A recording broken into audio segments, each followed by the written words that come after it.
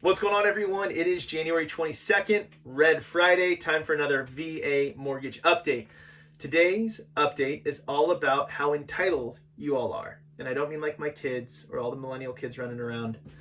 I mean your VA entitlement. So the premise of this ultimately is how you're able to use your VA benefit on more than one home at the same time. There is a misconception that once you've utilized your VA benefit, you're done. The reality is your entitlement is what your VA benefit comes from. So the entitlement is the VA is guaranteeing 25% of your loan amount to the lender. So if worse came to worse and you were unable to make your mortgage payment, the VA would say, look, lender, sorry they foreclosed on you, but here's 25% of what you lost there. Sorry about that. So that's what your entitlement effectively is. There's two entitlements. The first one's $36,000. It's your initial entitlement or first entitlement. And then there's a secondary entitlement. Now, for the purpose of this video, I'm going to keep it short and sweet. We're going to go like 30,000 feet. I'm not going to get really deep into the calculations. I want to keep it simple. I just really want you guys to know that you do have the ability in some cases to utilize your VA benefit on multiple homes at the same time. So let's talk about when your full entitlement is fully utilized and you're not able to. Let's start there. So I have a client currently buying a home in Silicon Valley for $1.5 million. They're putting $0 down using their VA benefit. Now, at that price point, they have exceeded the county loan limit of $822,375. While that loan limit has nothing to do with your initial entitlement, it has a lot to do with your secondary entitlement. Basically, you can have your secondary entitlement be 25% of the county loan limit of which the property is in. We're not getting into the formulas. $1.5 million is more than $822,375. So their full benefit, their full entitlement has been utilized on that home. So they would have to sell the property or refinance that property to a conventional mortgage. One of those two options is going to free up their VA benefit to be utilized again. Okay, so in that example, the entitlement has been fully utilized.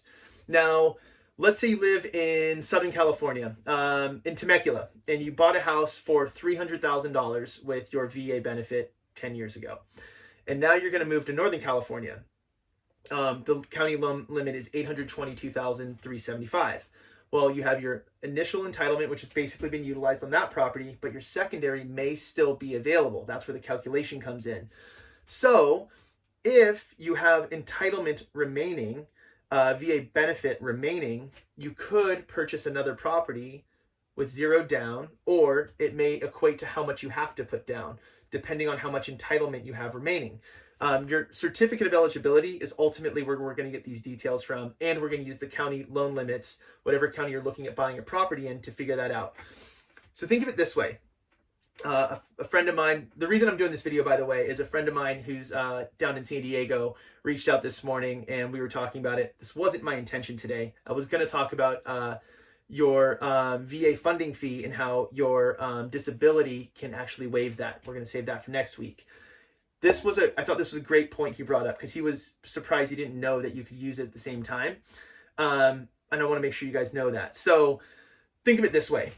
Jar of marbles filled to the brim, right? You buy your first house and you scoop out some of those marbles, and that was your benefit that went over here, your entitlement that went over here. Then you have I got my half jar of marbles. I'm going to go buy somewhere else, scoop that out. My entitlements, I have an empty jar here.